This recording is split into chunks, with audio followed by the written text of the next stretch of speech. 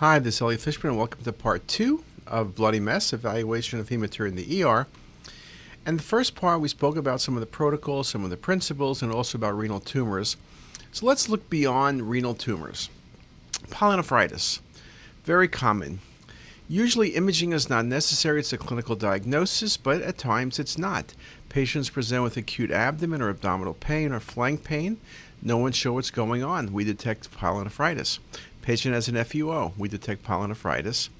Or are we doing CT to look for complications of treated renal infection when the patients aren't getting better? Is there an abscess present?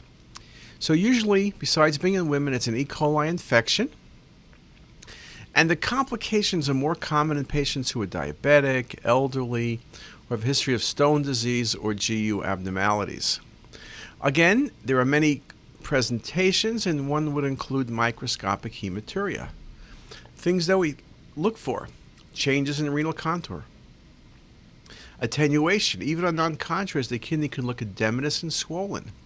When you give contrast, the attenuation is typically decreased, excretion is typically decreased, and you may see peri or paranephric abnormalities. We also talk about on later phase imaging, usually a striated nephrogram. Example, left kidney looks large, funny pelvis, and there's stranding. And you give IV contrast and look at that patchy enhancement. The areas of decreased enhancement, very classic for acute pyelonephritis. And you can see this again on the coronal view. The coronal view makes the point that sometimes it's focal, sometimes it's diffuse. You may see only the lower pole or maybe the upper pole or the mid pole. There's a lot of different appearances, but it can be somewhat challenging. But you're going to reach the diagnosis. Things that can be confused, you're not going to confuse normal versus abnormal, but sometimes you may say, could this be an infarct rather than an infection? Sometimes it can be difficult to separate. Stranding is more helpful, but you can see that in both. But once you lose the patchy appearance, when things are less sharp, then we're thinking infection. And again, as you go through the phases from arterial to venous to delayed, the same pattern is seen. Now, I would have to admit, if you ask me what the single best phase for acute pyelonephritis is, I'd probably say delayed phase. All of the stuff with Bosniak and the striated nephrogram is late phase imaging, so perhaps late phase does best. I think at times on early phase imaging, you potentially can undercall acute pyelonephritis. But here, when you look carefully, you look at the cortical medullary interface on the left kidney, you see the zones of decreased enhancement. You see that here as well in the mid to lower pole. You see stranding. You know that's pyelonephritis. Sometimes it's much easier on the coronal, where you get a more of a global perspective, and the cortical medullary interface perhaps is shown in a different perspective. So looking at the left kidney, you see multiple zones of decreased attenuation, and that's striated nephrogram. Easy diagnosis. Now, one of the things we speak about in the ER is the limitations of stone protocol type studies or non-contrast CT. You'll miss small tumors, you'll miss pyelonephritis at times, and you'll miss vascular pathology. So an example, transplant kidney, febrile patient. Kidney was a bit large, but not significantly compared to prior studies. But when you give contrast, look at that patchy enhancement. Classic pyelonephritis on the axillary report, classic pyelonephritis on the coronal views. And whether you looked at the early phase imaging or the late phase imaging, the patchy enhancement was classic for acute pyelonephritis. So at times, as I showed you before, you can make the diagnosis or suggest a non-contrast CT, but it's the contrast-enhanced studies that make it best. Now, I mentioned one of the things that CT is very good for is for complications like abscesses. Abscesses, low density, thickened wall, things go beyond the kidney, commonly Gerota's fascia, perinephric extension. They can be single, they can be multiple. Cystic lesions like this, you may think about a cystic renal cell. So I'll make the point that abscesses at times can simulate tumors. We've said the same thing before in the liver, but the kidney as well. If I don't give you a history here of fever, you're thinking about a cystic renal cell carcinoma with stranding in the perirenal space. Here it is again. You have that thickened rim, and again, infection's a choice, but it's not the only choice. And again, here we go through the 3D renderings, and here we go to excretory phase imaging. So again, cystic tumors can overlap. It's not always going to be an obvious cystic renal cell or an abscess. There can be overlap, and that's an important thing to remember. Another example in this patient, left kidney, there's a cystic lesion, large, low density with contrast, large, low density, there's a septation, some striations, maybe a pseudocapsule. This obviously is not going to be confused with a renal cyst, but if I pushed you and said, could this be a renal cell carcinoma? I'm not sure you can say 100% no way. Could it be a papillary that's necrotic? It's possible. This was a renal abscess. Now, I always like to talk about some of the unusual infections. Xanthogranulomatous pyelonephritis, besides being the only X word besides X-ray I know, is a great example. Large kidney, staghorn calculus, lack of function, and often commonly will extend beyond the kidney. It can be focal, though usually involves the entire kidney. Look at the multiple calculi and the dilated calyces in this patient. Beautiful example of Xanthogranulomatous pyelonephritis. And here it is, you do have a little bit of function in their right kidney on the late phase imaging. Some of the facts: it's a chronic destructive granulomatous process, results from a typical incomplete immune response to a subacute infection. Only about 10% are diabetic. When you think of renal abscess, you think of diabetes, but that's not XGP. Pyuria, positive cultures, and hematuria are all common. Typically, the largest staghorn calculus is in the renal pelvis. There's an inflammatory process usually just in the kidney, but it can extend to involve the psoas. You may see decreased or absent renal function. Kidneys are enlarged, and it may have extrarenal disease, particularly muscle, particularly involvement of the psoas muscle. We wrote this article a lifetime ago, presenting signs and symptoms, pain, frequency, dysuria, palpable mass, and fever. And in the old days, no one thought of XGP. The patient was going into surgery for, we don't know why the patient has pain or fever, FUO, and they'd find the psoas abscess and XGP of the kidney. Another example, stone left kidney, but look at that big set of staghorn calculi in the right kidney. Beautiful example, classic for XGP. Look at the calyces on this MIP image. Just a beautiful example. And here you can see that the patient's XGP, big cystic changes, upper 2/3 of right kidney. The lower third's okay. There's also thickening around the left renal pelvis, and here is some of the cinematic to show you the decreased function and the deformity of the calyces, particularly not only the right side, but the upper pole calyx, markedly dilated and ballooned out. And again, you can see very nicely that cinematic may prove to be valuable in these patients in terms of looking at the three-dimensional structure of the calyces. And again, here you can see the stretching of the vessels and lack of function of the upper 2/3 of the right kidney. Just a very nice example. Here's another XGP, very classic, big kidney, multiple cystic spaces, which were the calyces.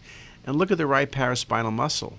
You see inflammation of the right psoas, but it's the paraspinal muscles that particularly show you the abscesses present. And that's a classic presentation, flank pain, XGP with psoas abscess. Beautiful example in this patient. Look at the extent going straight through the abdominal wall. These things can go, they can present with fistulae. These patients will be drained surgically. Again, it was often a surprise diagnosis, but I saw a case a couple of weeks ago, so you are going to see them. Another thing, emphysematous pyelonephritis, life-threatening necrotizing infection of the kidneys, characterized by gas within or around the kidneys. Here, unlike XGP, the patients do have diabetes. Typically, non-diabetic patients are immunosuppressed or have urinary tract obstruction. Typical organism for emphysematous pyelonephritis, E. coli is still up there, but Klebsiella and Proteus are choices. What do you see?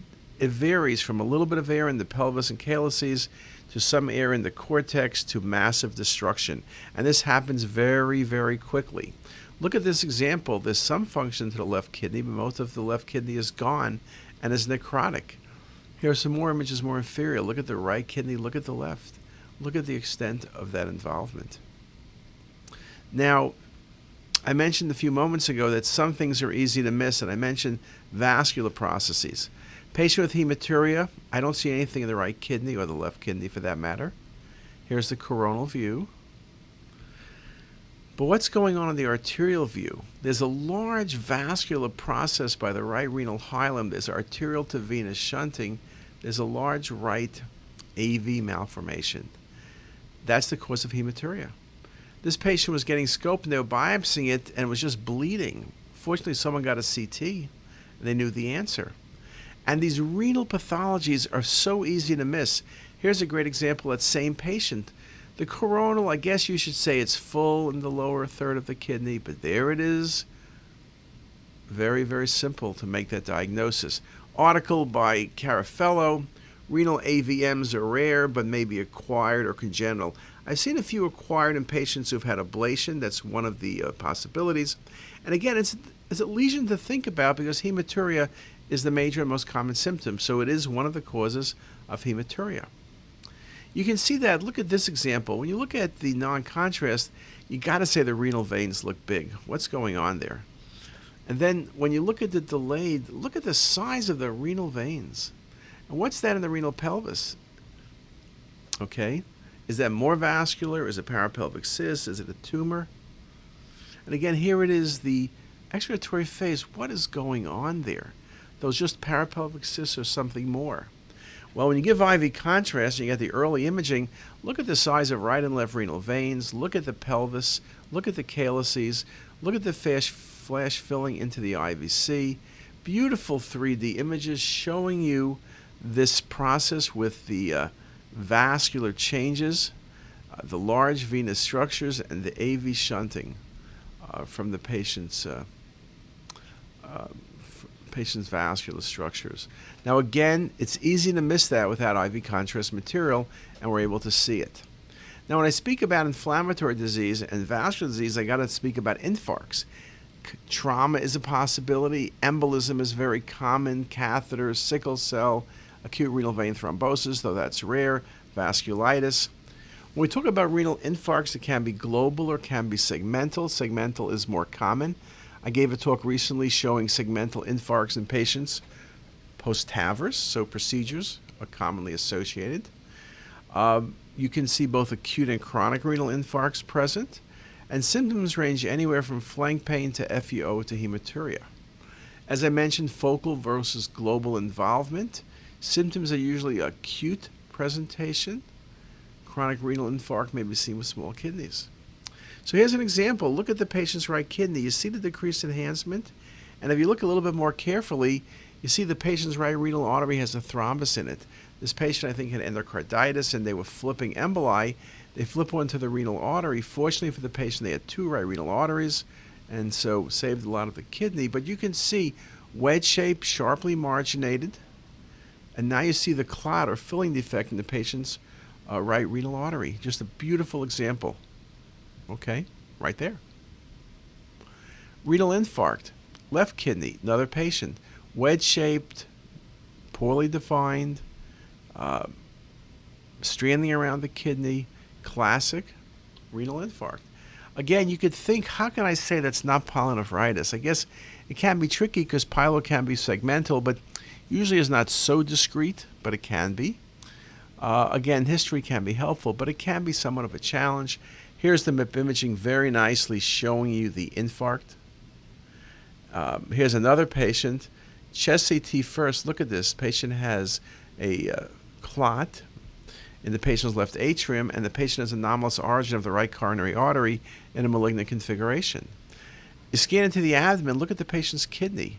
Look at the infarction. At the level of renal hilum, it looks like the entire left kidney is infarcted, but it's only portions of the kidney. Beautiful example of looking at the vascularity. We talk about infarct when vessels are missing. This patient had a complicated course of aortic aneurysm repair and reimplantation of the patient's renal artery on the left, but now you don't see the left renal artery and you see the kidney on the coronals, and there's the kidney, small, atrophic, and poorly functioning. So again, we can look at that carefully, but sometimes it can be challenging, but most of the time it's not hard. This example is a big infarct, and you have the rim enhancement, sort of that rim sign we talk about. Okay, so that was infection, that was infarction. Let's complete this by looking at the bladder. Bladder cancer, 72,000 plus new cases in the year in the U.S., most are transitional cell carcinomas. We talk about the accuracy of CT, and I think the accuracy is dependent very much on the protocol. Do you distend the bladder or not? If you don't distend the bladder, you'll miss everything, but if you do, you'll find essentially everything. So this article showed, when done correctly, very, very high negative predictive value. Now, sometimes the tumors are easy. Look at the mass in the bladder, large, vascular. There it is with some contrast in the bladder. Well shown no matter how you look at it, bladder cancer. Here it is, coronal. Sometimes it can be trickier.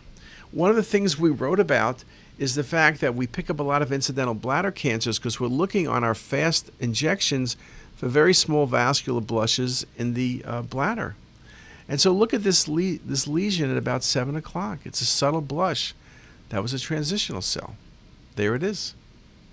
Look at this case, a small bleed posterior bladder wall from a bladder lesion at about 7 o'clock. This patient had episodes of hematuria after, but look how obvious this active bleed is. Just a very, very nice example. Okay? Beautiful example. Again, it can be a challenging diagnosis if you're not careful. Surely, if you don't do the contrast correctly, you're going to have a problem. Another example here, look at the patient's blood in the patient's pelvis, in the patient's bladder, rather. What you can see from this case, both in the 3D and the axial, is that sometimes you can see active bleeding, but it's not that common. And you see the high density in the bladder, and as long as you're not fooled by IV contrast excretion, that's bladder hemorrhage. When you have excretory phase, you have filling defects. Yes, it could be fungal disease. More commonly, it's blood clots. And if a patient has sickle cell and all the patients are getting scanned, filling defects may be nothing significant. So we've covered infection, we've covered inflammation, we've covered tumors. At the end of the day, hematuria and flank pain are common clinical presentations. Age of patient and clinical history may be helpful in coming up with the best protocol and the best diagnosis. Limited phase imaging in ER setting is usually a challenge. Means just get one venous phase or something and try to make up all the information can be challenging. Communication between ER doc and radiology doc is critical to make sure the patients who slip through the cracks are treated correctly, that patients' information is given to them. If there's a follow-up for hematuria or there's an exam they need to get, we need to be very careful to make sure our patients are getting all the information they do. And again, it's a matter of managing it in your scenario, but hopefully the protocols will make our detection of disease a whole lot easier. And of course, the radiologist and urologist you may want to speak to make sure you're on the same page, like when to do multi-phase studies, 3-phase or 4-phase, what to do when. And I think if you put all that together, you're going to do a great job. And by now, it's time to say goodbye. Goodbye.